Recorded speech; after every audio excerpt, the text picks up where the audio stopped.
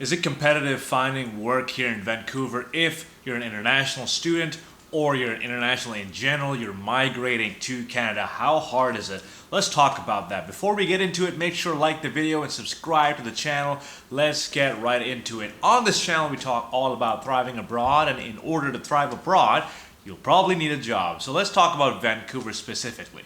If you are coming to Canada to study, you're finishing your degree, after that, you're going to enter the job market. You might enter the job market in a bigger city or a smaller city. So I'm going to compare the two, what it's like to find a job in a place like Vancouver and a smaller town, say like Kamloops, okay? With bigger cities like Vancouver, just because of the fact that it's a bigger city, you have more opportunities.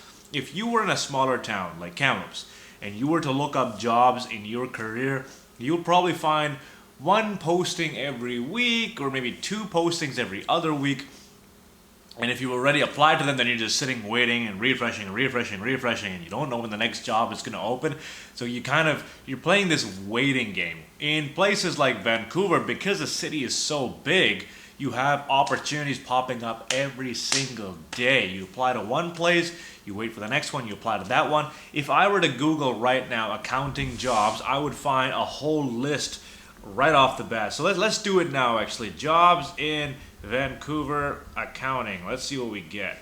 Right off the top, I haven't prepared anything, and you can see there isn't a shortage. I'm not sure if this is even focused, but you got a lot of jobs going around, and just by the look of things, it's plenty of jobs. Look at that. You got all of these, and these are posted 5 days ago, 10 hours ago, 10 minutes ago, 15 days ago, 3. You got jobs coming up all the time, okay? So in terms of opportunity, when you're in a bigger city, you have just a lot more opportunity.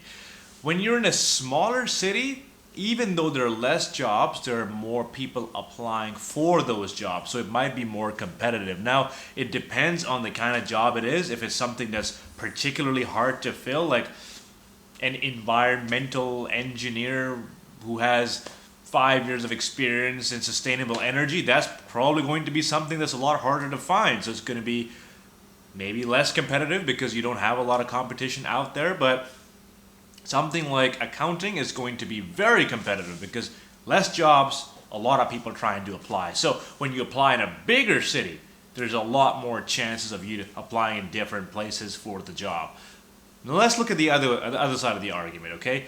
Because it's a bigger city, you have a lot more immigrants as well. You have a lot more people from the city. You have a lot more universities there. You have a lot more graduates from the city. So you also have competition in Vancouver. With these bigger cities like Vancouver and Toronto, a lot of big companies have their head offices here. So if you're trying to aim big, if you're trying to aim for the big companies, chances are you'll find their offices in the bigger cities. Because all of the people who are graduating from places like UBC or SFU, any of the top ranked universities, once they graduate, they have their eyes set on all these top tier places, and you're going to be competing with them. Now, say if you're someone like myself, who graduated from Thompson Rivers University in Kamloops, you're not from the city of Vancouver, you're coming from somewhere else, and you're not from a top tier university. So when you're competing for these high level jobs, you'll be competing with people who did graduate from these top level universities, who did do all their education in the same city, so they get a little bit of an edge. When the hiring manager has a look at the resume and they read UBC, they're like, okay, I recognize this degree, I recognize this program.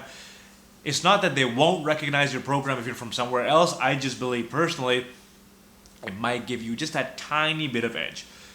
So if you're coming here and you want to look for a job, it's so important for you to be as competitive as you can outside your education. So what I mean by that is, what kind of certifications can you get? What kind of experience did you get while you were in university? Because even though you're doing a degree, you have so many opportunities to do volunteer experience, to join clubs, lead an initiative. For example, myself, when I was in Thompson Rivers University, I was doing public speaking coaching almost every single week, and I built up that experience over a year and a half. I have facilitation experience.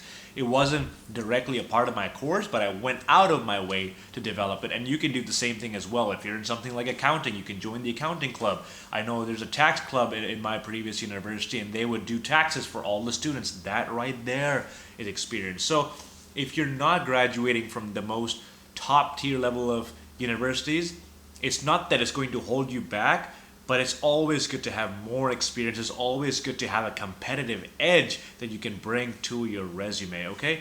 Now, if you're someone who's coming, say you've already done your education somewhere else, you're migrating to Canada and you're looking for a job, it's still going to be very competitive because there are so many immigrants coming in, and you're going to be competing not only with immigrants, but you're also going to be competing with people in Canada who already have Canadian experience, who've worked in other companies. And then I think for employers, one of the main concerns they have is when they are going through your resume and you are new to Canada, you don't have any Canadian experience. Now you might think, okay, why is that important? If it's an accounting job and I've done accounting somewhere else, why should that be an issue? Well, the issue comes with A, the language. They want to know if you're proficient in speaking English. B, work culture. You might have worked in a different country, in a different culture, but do you fit in the Canadian culture? And 3, you have legislation. Some jobs have different responsibilities depending on the state, even the country. What you might have done in one country might be different in another country because they have different laws there. And of course, the work culture. How do you fit in? So when you have Canadian experience, when you've studied or worked in Canada, employers have that confidence that you know what it's like to live here, you know what it's like to work here, you worked with other businesses before, and that's why they'll give you an edge. Think about it. If they don't know that you know how to live in Canada, right? Like a lot of people come to Canada and they're having trouble finding a place to stay. They're having trouble transporting. They don't know how to get to work. They don't know how much a job is supposed to pay them. So companies don't want to retrain all of the people applying for these things. They'd rather just have someone who already knows this right off the bat, right? And a lot of times what happens is when new migrants come and they apply for jobs and they get jobs because they're looking for anything. They don't have specific requirements. They don't know how much certain jobs pay. So maybe they start working for a month and they hear from some other employers. They hear from other places that are paying more. And because they've realized, oh, okay, if I'm making $50,000, I could have actually been making $60,000. And this other job has come up. So let me just leave this job and go there. So employers feel this lack of security sometimes where they'd rather know that the candidate they're considering has a good knowledge of the market, which is why it's so important when they call you up and they ask you, hey, how much are you looking for? And if you say something like, oh, you know what, I'm not really sure, I don't know how much I want, they know you haven't done your research in the market and you aren't really confident in how much you want, which is why it's so important to always have an exact value of what you're looking for. So all in all, it is competitive, especially if you're coming from another country with outside experience. If you are studying in Canada and you finish your education, like myself, I graduated from Thompson Rivers University, had no work experience. All of the experience I had was because of my Toastmaster training, my public speaking, my awards that I won in university, and all of the extracurricular I was doing. That was all the experience I had. Me personally, to find a job here in downtown Vancouver, to live in downtown Vancouver, that's a huge goal. And if you think about it, downtown Vancouver is it's not that big. It's a pretty small place. And if you found a job here, if you found an apartment here, a place to live, you've really made it. And not to say that downtown Vancouver is the only place you should aspire to. There are a lot of different places. And I think downtown is also a lot more expensive for most people. So don't just aspire to go to downtown Vancouver, consider Greater Vancouver, consider places like Surrey, Richmond, all of those places as well, wherever you find the opportunity. And it also depends on your lifestyle. But if you are a fresh graduate, especially as an international student, and you are looking for an entry-level job, you will need some sort of experience, not necessarily work experience, but experience in your university that can show you can do the job. So when you're looking for a job in Vancouver, don't look for the pay, especially if it's an entry-level job. Look for what kind of skills you can learn in that job and whether you can advance. It's very easy to get jobs like administrative assistants or working at a call center, anything like that. These jobs are not hard to come by, but do you want to do the same thing for a year or 2 years being paid the same amount of money? A lot of these companies will say, hey, this is a job. If you want to do it, but there's no growth here. There is no increase in your pay.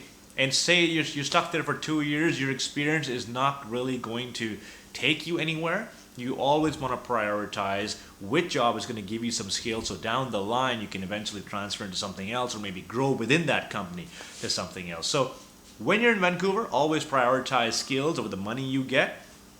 Eventually, the money will come when you have enough experience. It is competitive, but that's only for you to increase your competitiveness, to find more experience, to make your resume as good as it possibly can be by accumulating all of these activities, all of the extracurriculars you can do in your time in university. So it worked out for me. A lot of students who've graduated with me and before me are doing much better than I am because they put in the work. They got some certifications. Like a friend of mine, she did her CFA and she's working for a company here in Vancouver, a really big financial company, and that's also right out of university. So you always have these options to aim high and land a job. Don't always settle. It depends on how hard you're willing to work, how good your grades have been, what your experience is like, and just how well you do in the interview process. So I hope all of this perspective gave you some value. If it did, make sure to like the video and subscribe to the channel, and let me know in the comments what you'd like to see more from my channel, and I'll make sure to make that video.